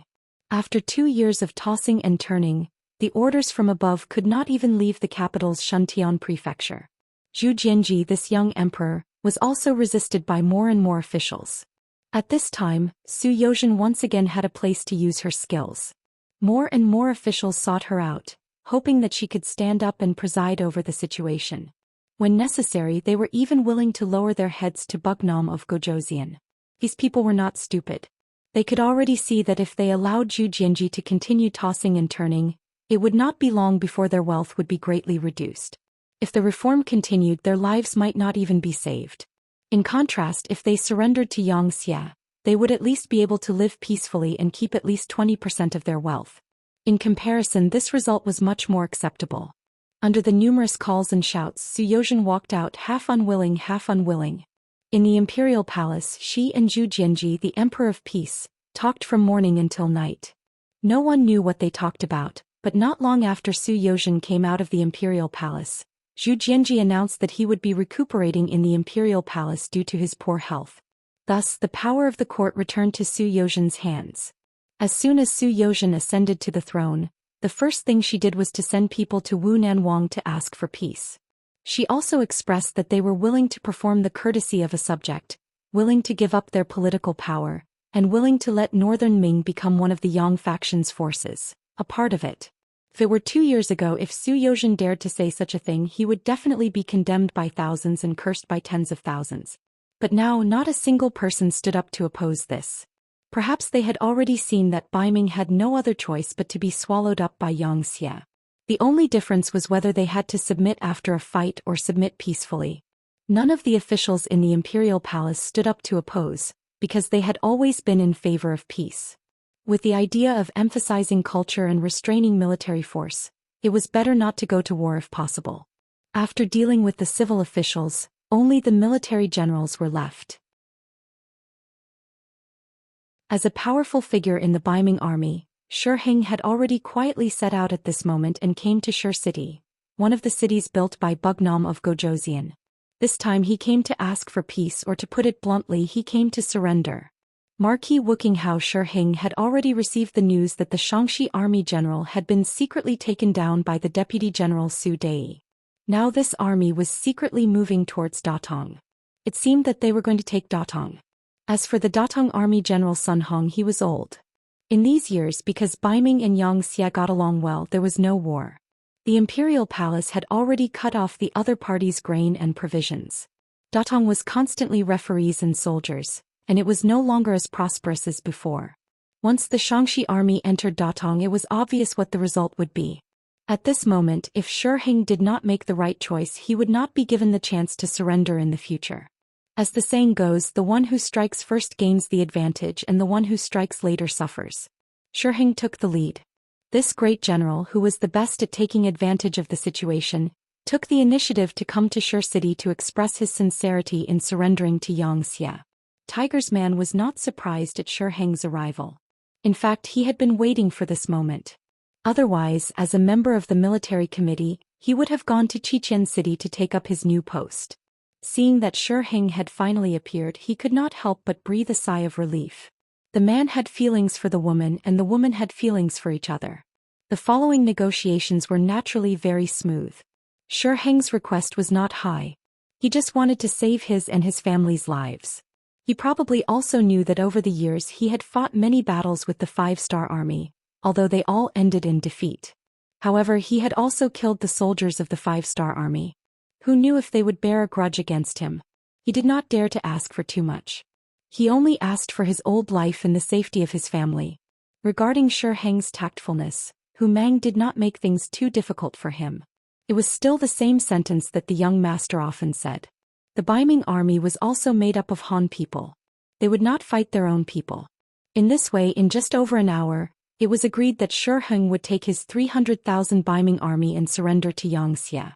As a reward, Xianxia would not make things difficult for Shi Heng and his family after this. He would leave half of his property. Shi Heng was very satisfied to be able to keep half of his property. Compared to other rich people who would easily hand over 80% or even 90% of their property, Shi Heng was very satisfied to be able to keep half of his property. After the important matter was discussed, Shi Heng chatted with Tiger's man while drinking tea. The atmosphere was very harmonious. Seizing the opportunity, Shi Heng carefully probed, "General, who may I know about the deputy commander-in-chief of Xianxia?" Tiger's man's lips curled up slightly. He knew what the other party wanted. At this time he was not afraid that the other party would know. He casually said, "Shi Ho, you are asking about Deputy General Su Dai, right? In fact, he has been a member of Xianxia for 10 years.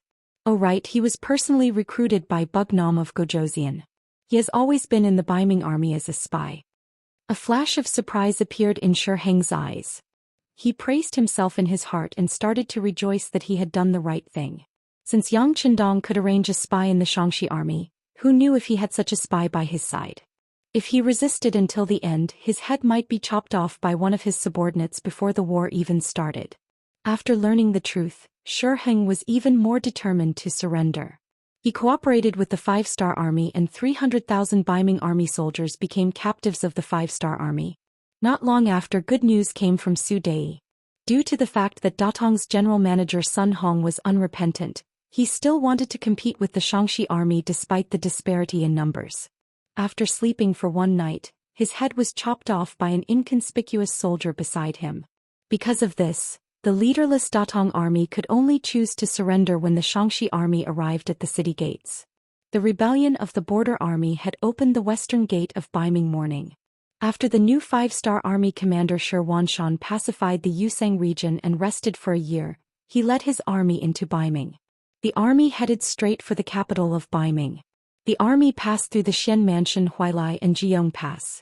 When the news reached the capital of Baiming, the civil and military officials in the imperial court were all shocked. They knew that Baiming was no match for Xianxia, but they had never expected that the army would surrender without even fighting a single battle. In the imperial palace of Baiming, Zhu Jianji, who had already stopped his reforms and handed over his authority, did not have any change in expression when he heard this news. All of this was within his expectations. In the 2 years that he had been in power, he had always felt a large hand obstructing him, as if everything he wanted to do was fraught with difficulties. At that time he had already predicted that this day would come. With a sigh, Zhu Jianji issued an order. Someone summoned junior teacher Su into the hall.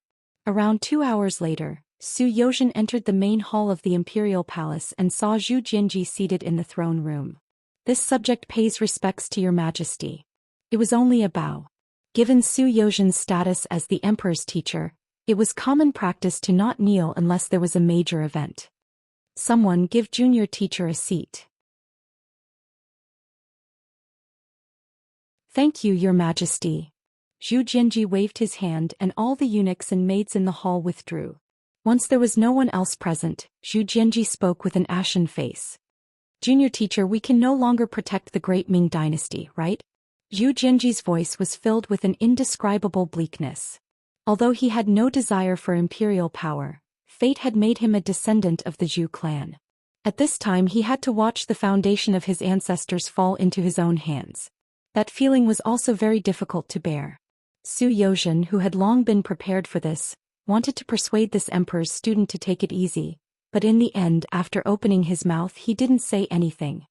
He only spat out a word after hesitating for several breaths. Yes. Hearing this almost resolute voice, Zhu Jianji laughed bitterly. He already knew that he was powerless to reverse the situation. But even if he surrendered, he still wanted to know where he belonged. Junior teacher, do you know what our future path will be? This. If your majesty is willing to abdicate, you can travel the world like the southern Ming dynasty's emperor, and you won't have to worry about food and clothing. If you want to resist to the end, I'm afraid you'll have to enter the king's tomb for the rest of your life. Has junior teacher been in contact with Bugnam of Gozhou? Hearing Su Youxin speak in such detail, Zhu Jianji raised his eyebrows and a flame of anger burned in his heart. He had long had a feeling that Su Youxin and Xianxia seemed to have a close relationship. Now it seemed that it was true. At this moment, Su Youxin was no longer afraid of anything. Xianxia was going to dominate the entire Great Ming dynasty, so there were some things that didn't matter even if he admitted it. He believed that even if Zhu Jianji knew, he wouldn't do anything to him because there was no need to. On the contrary, if he really killed him, it would only make the situation in Baiming even more chaotic. Yes, Bugnam of Gozhou sent people to find this subject. Su Youxin actually admitted it, which was somewhat outside of Zhu Jianji's expectations.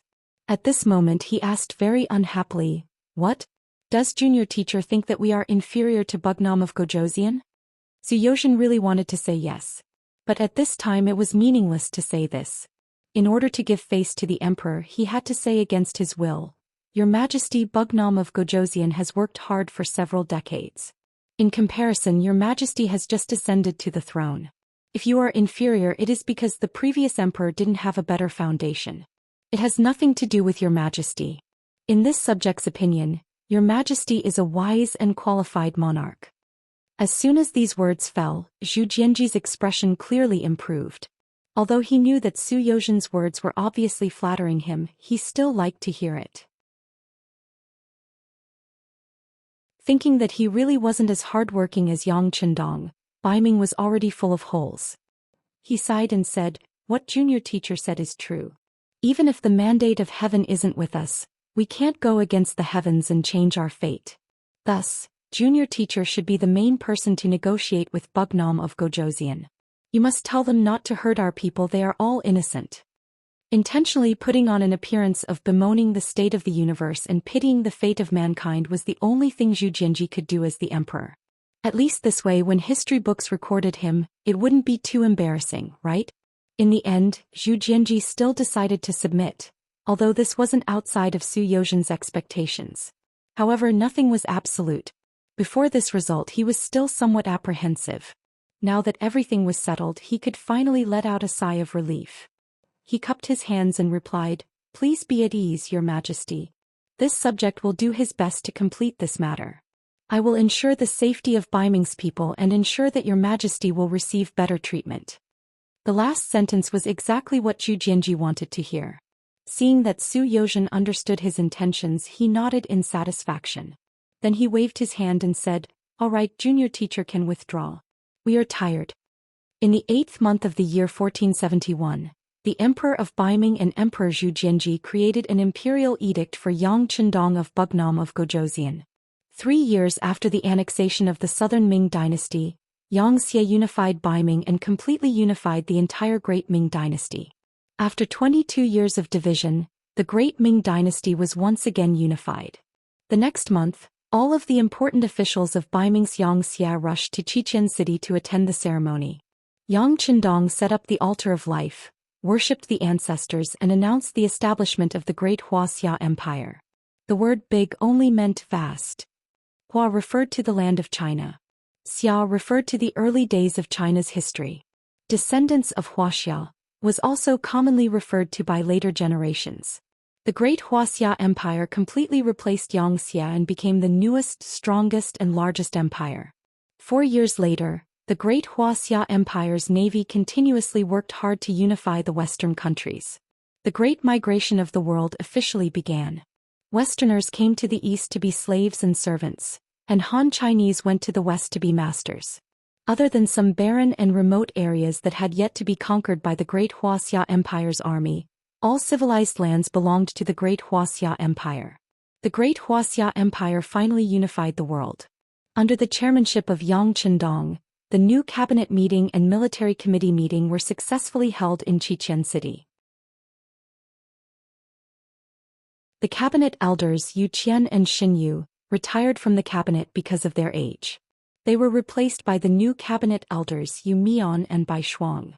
At this point, the 9 members of the new cabinet were Luan Shaochen, Wu Qian, Long Tainan, Yu Mian, Bai Shuang, Su Yozhen, former Baiming official, Hu Chongming, Empress Hu Yan's father, former Baiming official, Shang Lu, former Southern Ming official, and Ma Dali. The military committee was expanded from 5 members to 9 members. They were Tiger's Mane, Leng Song, Gao Xiong, Tian Yu, Tian Hu, Beta Persei, commander of the Black Cavalry, Yang San, director of the General Intelligence Bureau, Yang Si, chief of the Logistics Department, and Yang Wu, commander of the Imperial Guards. After the cabinet and military committee, there were more than 30 governors. They were Governor of East Asia, includes Great Ming, the Mongolian grasslands, Korea, and Japan. Governor General in Southeast Asia. Sphere of influence includes the Philippines, Vietnam, Laos, Cambodia, Myanmar, Thailand, Malaysia, and Brunei. Governor General of South Asia. Sphere of influence includes Nepal, Bhutan, Bangladesh, India, and Pakistan. Governor of Central Asia. Sphere of influence includes the provinces of Kazakhstan, Kyrgyzstan, Tajikistan, Uzbekistan, Turkmenistan, and Timor. Governor of West Asia. Sphere of influence includes Khan, Iraq, Iran, Syria, Jordan, Lebanon, Israel, Palestine, Saudi Arabia, Yemen, Georgia, Armenia, Azerbaijan, and Turkey. In addition, there were more than 20 regional governors in Northern Europe, Eastern Europe, Central Europe, Western Europe, Southern Europe, North Africa, East Africa, Central Africa, West Africa, South Africa, Oceania, North America, and South America. The governor positions would be changed every 5 to 8 years to prevent any private power from getting too big. The list of governors would be recommended by the military committee and appointed by the Great Wuxia Emperor. In each governor-general's region, there is a governor-general in charge of local affairs, such as the people's livelihood, agricultural development, urban development, taxation, census, education, and other local affairs. There is a military governor-general in charge of local security and garrison security. There is a commercial governor-general in charge of light commerce, industrial commerce, heavy commerce, and resource management, including the development and management of minerals, petroleum, and non-ferrous metals. There would be 3 governors in one region, and each of them would have the power to submit a secret report to the Great Wuxia Emperor to ensure that there would be checks and balances. At the same time, the surveillance, anti-corruption, and intelligence departments would investigate the officials in each region. If there was any corruption or malfeasance, they would be taken down without any hesitation. Because these undercover officers were also randomly transferred and changed every few years, it was impossible for anyone to bribe them. After the 60 governors were appointed, The first thing they did was to stabilize the local people's livelihood. First, they solved the problem of food. Next, they raised the Han people's position in the world. As long as one was a Han person or a Han person, they would enjoy the best treatment. For example, they would receive special treatment in education, hospitals, housing, and business. Even in terms of marriage, only Han Chinese men were allowed to have multiple wives, or Han Chinese women were allowed to have multiple husbands after they had some achievements and applied for permission to have multiple wives. For a time, people all over the world learned Chinese, learned how to write Chinese, and were proud of their identity as Han people. They suppressed other religions and destroyed other languages and books. Anyone who was found to be harboring such things would be punished. If it was light, they would be killed. If it was heavy, they would be exterminated. What the great Wuxia country needed was a voice, a language, a history. In the end, the highest authority of the great Wuxia kingdom was given to the emperor, followed by the 9 members of the cabinet, the members of the 5 military commissions, and the more than 60 governors on the 3rd level. After that, as the creator, founder, and core figure of the great Wuxia kingdom, Yang Qindong was also prepared to let go of his power and become a hands-off emperor. In 1475 AD, which was the 4th year of the great Wuxia country, Emperor Yang Qindong passed the throne to his successor, Crown Prince Yang Bo. With lightning speed, by the time the cabinet, the army, and the various governors knew about this, Yang Qindong had already left the throne and brought his 8 wives to tour the world. When the people of the world heard the news, they all cried. They thought that the great Wuxia emperor did not want his people anymore. Many Han people thought that this was a huge matter. It was not until the new emperor, the second great Wuxia emperor Yang Bo, took the initiative to express to the people of the world that his father, Yang Qindong, was not abandoning his people. Instead, he was going to tour the world and observe the lives of his people closely to understand what they needed. Only then did the people stop crying and laugh. At that moment, Yang Qindong had truly won the hearts of the Han people. He had truly brought the Han people to the peak of the world. This was something that no ancient emperor could do. His achievements would be recorded in history and forever recorded in the hearts of countless Han people who were walking towards prosperity and happiness. Yang Qindong's appearance had achieved the ultimate goal of the Han people's reunion and the Han people's supremacy. He did not let down Dazong's help and did not let down the mission given to him by transmigrating in his previous life. He did not forget his original intention. When the Han people walked to the peak of the world, when other races crawled at the feet of the Han people, he laughed. It was a laughter that he had never laughed so heartily in the 20 years since he came to this world. Then this laughter spread throughout the great Wuxia Empire and was forever imprinted in the hearts of the Han people. The end of the book. When he finished writing these 3 words, he was extremely excited. After 2 years of hard work day and night, he had told a relatively complete story. Although Longzi's update speed was not very fast, it was stable. Since the day the book was published, there had not been a single time when he stopped updating. For 2 consecutive years, more than 700 days and nights, 5 million words could be considered a positive result. Without everyone's support, Longzi would not have persisted. Although his grades had not been very good, he had never stopped working. This was the direction that Longzi had worked hard towards. Since he had started, there must be results. From 2010 to now, it had been like this for 11 years. He also thanked everyone for accompanying Longzi through this journey. In the Book of Military Supplies, there were also many people to thank. Moral Student 609, G. Pingon, Al Undersuri, Book Friend 587600743, Book Friend 582782001, Flame 3-inch Ding, Book Friend 267844426, Kankanshu 202, Book Friend 57762277, God Block Killing God, 134610099964, Ba Dao Jiang, Dazili, and so on. Thank you for your support, rewards, subscriptions, and recommendations. With your support, Longzi will put in more effort to write every story. His new book, The Duke is Fierce, has already begun serialization on the Zhongheng Chinese website. He welcomes everyone to read it and witness a new story with Longzi. You're tuning in to the Zhou Xian's Legacy YouTube channel. Don't forget to subscribe and join us on this journey to catch the most captivating stories.